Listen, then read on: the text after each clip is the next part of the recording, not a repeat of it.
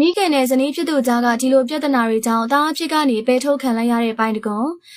ကလက်ရှိမှာဆိုရင်ဇနီးဖြစ်သူလင်းမြဖူးနဲ့တာယာတဲ့မိသားစုဘဝကိုရရှိနေတာပါ။တာယာတဲ့ဘဝကိုရရှိပေမဲ့လည်းအခုချိန်မှာပြဿနာတွေဖြစ်လာခဲ့ရတာပါ။အဲ့ဒါကတော့ပိုင်းတကွန်မိခင်ဒေါ်ကျူကပိုင်းတကွန်ပေါ်မှာမကျေနပ်တာတွေကိုထုတ်ပြောလာခဲ့တာပါ။သူတို့မိသားစုတပ်ပုံရိုက်တဲ့အချိန်မှာတော့ပိုင်းတကွန်ကိုထည့်ထားခြင်းမရှိတော့ပါဘူး။မိသားစုပုံကနေပါထုတ်ပယ်လိုက်တာဖြစ်လို့အလုံးကအံ့အားသင့်နေကြတာပါသူသားစင်းထဲမှာပိုင်တကွန်ကိုထည့်တာမျိုးတော့မရှိတော့တာဖြစ်ပါတယ်ဒါအပြင်ပိုင်တကွန်ကသူ့အပေါ်မှာမိဘလိုတန်ဖိုးမထားတော့တာတွေရှိလာတာကြောင့်အရေးမွက်ပြောလာခဲ့တာပါဒါရင်မကသေးပဲဇနီးဖြစ်သူနဲ့ပါပြဿနာတွေတက်ခဲ့တယ်လို့သိရပါတယ်